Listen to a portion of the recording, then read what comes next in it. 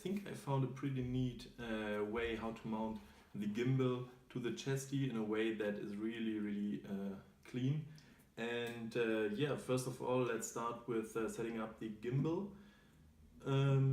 Basically, you need the GoPro, you need this really nice mounting frame, you need to put in the GoPro, mount to the gimbal, white dots together, and that's it. Gimbal is alive.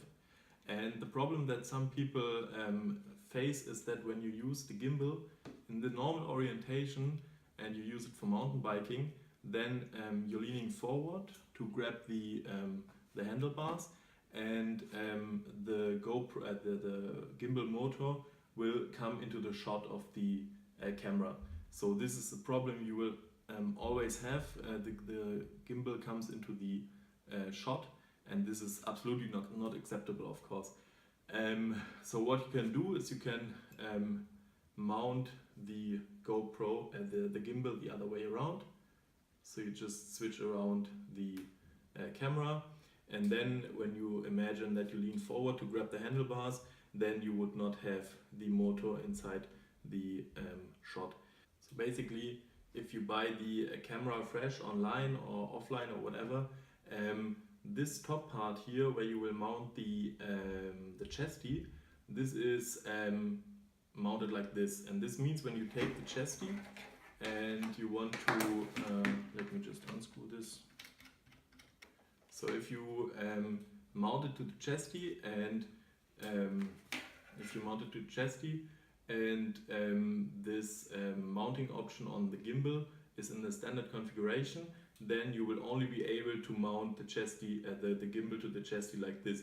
And this obviously means that again, when you go down steep, or actually not when you go down steep slopes, but when you go up, for example, then again you will have the gimbal motor, or this crane part actually, you will have it in the shot. So again, this is a shitty solution, and that's why you need a different solution.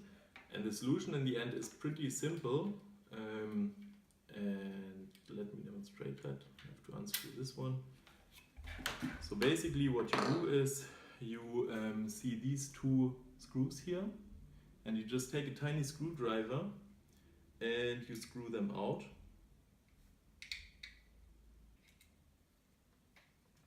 And when you have unscrewed the two screws, you can actually take out this part, switch it around 180 degrees, put it back in, and then screw back in the two screws.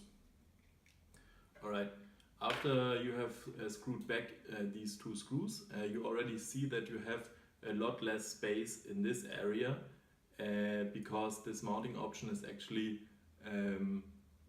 configured like this, that it has more space on this side now, on this side, and less on this side.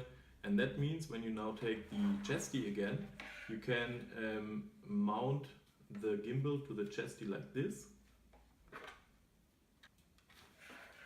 Alright, like this. And you see, this is how it's mounted now compared to before, where it was hanging up like 45 degrees going up. And this means now that when you go up, I mean, you can go up pretty steep without the gimbal crane coming into the shot, and you can go down as steep as you want without the gimbal ever coming into the shot. And what's also nice to notice is that when you mount the gimbal like this, then it's also pretty stable here on the chest plate, and it's also sitting here on your body for a little bit. So let me just show you a little video that I took on the trail that demonstrates how it's mounted in the end. Also, what you have to notice is that when you have the gimbal, the Chesty with this heavy gimbal, but this is a general gimbal problem, not just for the Removu S1. If you have this mounted to your chest, then due to the weight of the gimbal, the Chesty will bounce a lot. So what you need to do is, as you see in the video from me that I just showed you, you will have to put your backpack straps, the chest straps from your backpack across this part right here. and then it's pretty stable. And also what, for example, I've seen on BKXC, he tried to use the Removu as well, and he used a lot of different mounting options to build some kind of crane where you applied the Removu, and this is of course pretty shitty and not recommended, but if you do it like this, then I think this is by far the stablest construction of a gimbal on a chest that you can get.